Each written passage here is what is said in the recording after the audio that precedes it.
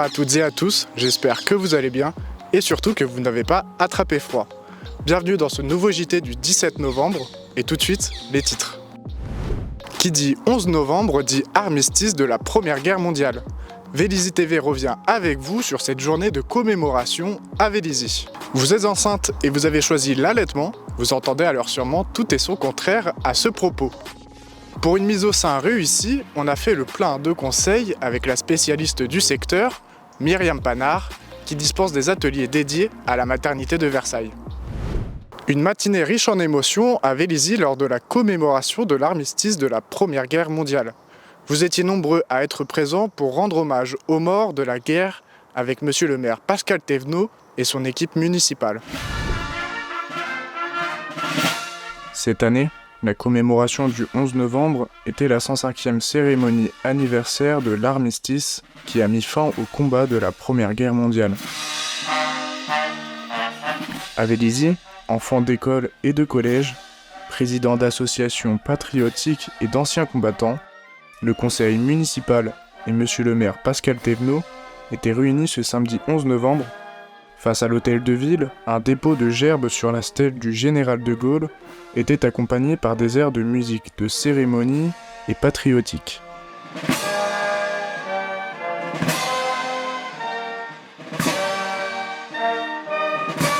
Par la suite, la foule a fait marche en direction du cimetière pour la cérémonie commémorative devant le monument aux morts. 18 août 2023.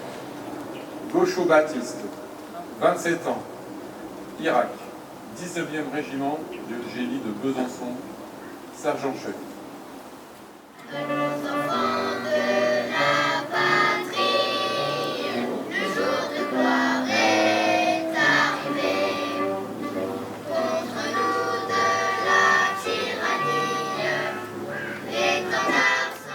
Après cette commémoration, l'équipe municipale a donné rendez-vous au sein de la mairie pour un discours de monsieur le maire Pascal Thévenot. Le 11 novembre 1923. Cela fait 5 ans déjà que dans la clairière de Rotonde, le maréchal Foch a apposé sa signature sur la convention d'armistice. Pour conclure par le récit de texte par des enfants véliziens. 1 400 000 soldats français ont donné leur vie pendant ce terrible conflit. La France souhaite leur rendre hommage. Elle choisit un héros anonyme, dans le sacrifice qu'il représente n'a nulle comparaison. Le 8 novembre 1920, la Chambre des députés, à l'unanimité, choisit d'inhumer ce soldat inconnu sous l'Arc de Triomphe. Le 9 novembre, c'est un jeune caporal de 21 ans, Auguste Tain, qui va choisir le 6e cercueil parmi 8 cercueils provenant des régions les plus touchées pendant le conflit. Flandre, Artois, Somme, Île-de-France, Chemin des Dames, Champagne, Verdun et Lorraine. Le soldat inconnu est enterré sous l'Arc de Triomphe quelques mois plus tard en présence des membres du gouvernement. Louis Barthou, alors ministre de la Guerre, qui a perdu son fils unique au champ de bataille, prend la parole et s'écrie en pleurs « Vive la France !»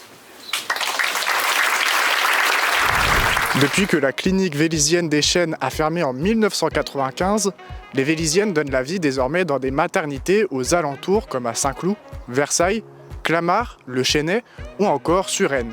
Sur les forums relatifs à la maternité, on constate que les jeunes mères se sentent abandonnées en matière d'allaitement. La clinique privée des franciscaines à Versailles a appelé Myriam Panard à la rescousse pour donner des conseils en la matière aux futures mamans.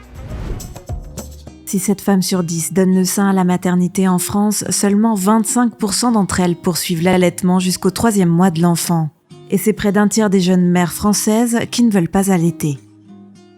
Un mercredi par mois depuis 5 ans, Myriam Panard, consultante en lactation, prodigue ses conseils en la matière lors d'ateliers en prénatal à la clinique privée des franciscaines à Versailles. Dans beaucoup de pays, de toute façon, en fonction de la culture, on suggère aux mamans, et même dans les recommandations de toute façon, les recommandations de l'UNICEF, de l'OMS, de l'HAS, dans l'idéal, d'allaiter exclusivement pendant 6 mois, et puis continuer l'allaitement, même lorsqu'on a introduit des solides, jusqu'à 2 ans, voire plus, si ça se passe bien avec la maman, voilà, qu'elle est heureuse de son allaitement. Cette enseignante de formation spécialisée dans le FLE, reconvertie en 2009, accueille accompagne et soutient les mamans dans leur projet d'allaitement depuis 15 ans. Un projet purement personnel que cette danseuse de tango a concrétisé avec ses 2 garçons qui ont aujourd'hui la vingtaine. Nous sommes des mammifères et chaque mammifère va produire un lait qui va être biologiquement adapté à l'espèce. Donc c'est espèce dépendant, on va dire. C'est un aliment qui est vivant, donc qui va couvrir tous les besoins nutritionnels de l'enfant durant toute la durée de l'allaitement. Et ça va aussi le protéger. Donc ça, c'est une grande différence par rapport à tous les substituts de lait maternel que l'on va trouver dans l'industrie. Et si la succion du bébé va activer la sécrétion de 2 hormones indispensables à l'allaitement, la prolactine et l'ocytocine, plus le nourrisson tète efficacement, plus la production de lait lui sera adaptée. Et Myriam vous donne les clés principales pour gagner en confiance dans ces premières semaines décisives. J'aimerais allaiter. Je pensais que c'était naturel, mais en fait, en entendant les sons de cloche d'autres amis, je me rends compte que c'est pas si évident que ça. Elles ont peur d'avoir mal. Plus vous prenez soin de vos seins, vous les massez, tout en douceur. C'est-à-dire que vous pouvez masser comme ça. Vous pouvez aussi faire des petits tapotements. Comme si vous vous massiez, vous savez, un petit automassage pour vous faire du bien, pour enlever les tensions. Si vous massez bien vos seins, vous prenez connaissance de vos seins, eh bien, vous allez être moins sujet aux douleurs. On pousse, on comprime, comme si on voulait rapprocher les doigts, comme ça, et on relâche. On pousse, on comprime, on relâche. Et c'est en fait ce que le bébé va faire au sein au départ. Et puis, leur crainte aussi, parce qu'elles ont beaucoup entendu de gens autour d'elles qui se plaignaient de ne pas avoir assez de lait, et du coup être passées au lait infantile. Alors moi j'essaye de leur faire comprendre qu'il y a la perception du manque de lait et il y a le manque de lait réel qui peut être expliqué par certaines circonstances. On a remarqué que voilà, le 3e jour, le 6e jour, ces chiffres-là, 3, 6, 9, à 3 semaines, à 6 semaines, à 9 semaines, les bébés ont des journées où ils vont téter, c'est comme si c'était une tétée non-stop. C'est pas parce que mon bébé demande beaucoup le sein que j'ai pas assez de lait. Mais l'allaitement, ce n'est pas que alimentaire. C'est aussi le tissage d'un lien unique entre la mère et son enfant. Il a faim de sécurité, de réassurance. Il a besoin de s'attacher. Le lien d'attachement est vraiment important.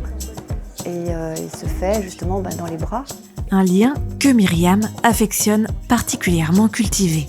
Durant cette adaptation métabolique de l'enfant, eh bien, le sein représente la continuité du cordon ombilical. Mais s'il fallait retenir 3 mots-clés de cet atelier prénatal, ce serait évidemment confiance, confort et connexion. Et vous connectez réellement à lui pour que l'allaitement se passe bien, pour que cet accordage... Et c'est déjà la fin de votre JT préféré. Merci de l'avoir suivi. On vous donne rendez-vous la semaine prochaine pour de nouveaux reportages. Prenez soin de vous et à bientôt.